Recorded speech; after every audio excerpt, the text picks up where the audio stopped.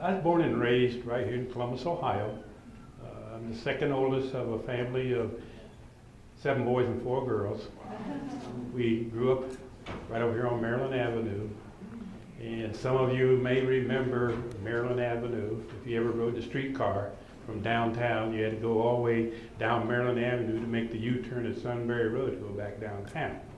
So some of you may remember that area. Anyhow, like I said, I grew up in a neighborhood that was well integrated. We had the Kaplingers who owned the grocery store on the corner, the Dones who were Irish, and then there was the Penrod. The Dones were Irish, the Penrods were German. I'm just saying, where all kids grew up together. You didn't know anything about any discrimination.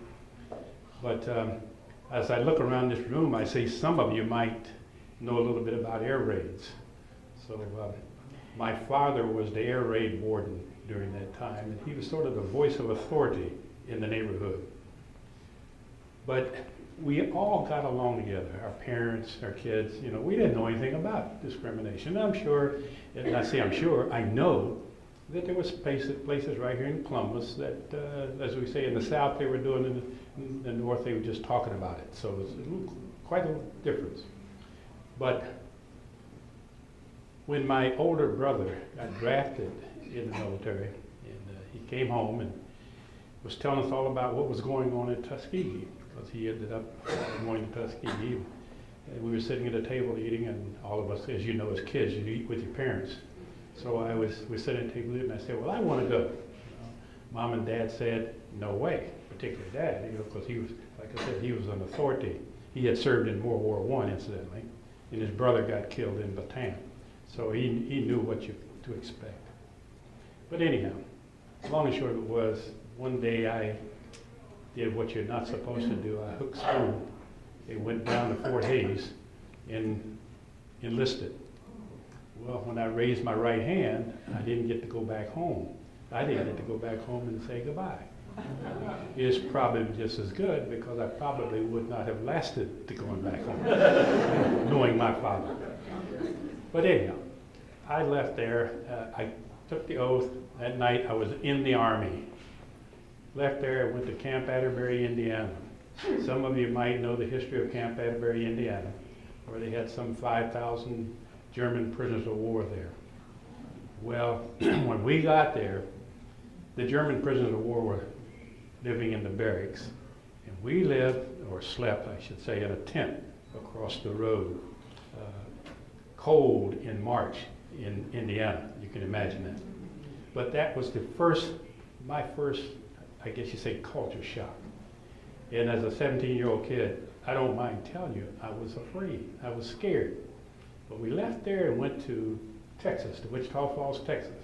Got there on a Thursday, and on a Sunday afternoon, we were out on the drill field, and we got into a full-fledged race riot out on the drill field with some white soldiers. Again, my first experience, like I said, I was afraid. I didn't know. But if you look in some World War II research, you'll find a document in there that talks about a soldier who wrote a letter to his mother to saying, I don't know what's going on, but whatever happens, just remember, I'll try to get back home. Well, that was a letter I wrote to my mother, and she had it for 20 years. Can't find it now, but at 17, who would have, and I use this term sometime when I'm speaking, and not just because I lost a tooth, but I said, who would have thunk it that I had that opportunity now. So, but anyhow, I was very fortunate because I finished my basic training and went from there to Mississippi. Now, Mississippi in 1946, you can imagine. Anyhow, I went through those experiences in Mississippi.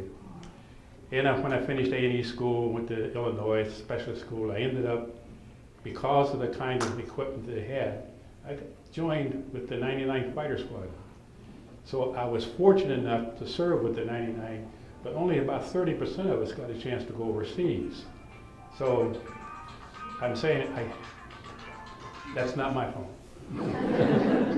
Only about 30% of us had a chance to go overseas. But I had the pleasure of being with them. And most of you know B.O. Davis, he was our CO, Chappie James. Chappie was a little first lieutenant when we was out at Lockburn, and he used to fly my airplane, P-47 number 600. So I'm saying I had a wonderful experience at that time with my career. And when I got back to Columbus, and you probably know, have heard again, there was places in Columbus that we had our difficulties and a problem with. But nevertheless, we survived. That's the way I look at it. I'm not going to sit here and try to tell you everything that I went through down there and all over this country. But I was in, like I said, I was in North Carolina a week ago today, and I thought about it, one little tidbit here in the video you saw. The Colonel, Colonel Kavanaugh, and the General. Now this is next to the top ranks there. We had dinner together at a steakhouse. About 20 of us had dinner together at a steakhouse. And I reminded them, not only did we not go to dinner together or go to a steakhouse back in those days, we didn't even have a restaurant to go to. So I'm saying that's the kind of thing. So we had some of those kinds of experiences here in Columbus. I could, again, one-on-one, sometimes I get a little, I guess you'd say, filled up talking about it. But again, I say that if we had had any idea that what we went through would result in what we see here today, we would do it again. And I just say our services were not in vain. So I thank you for the opportunity to talk about it.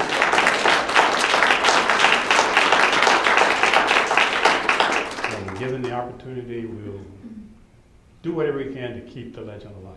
Thank you.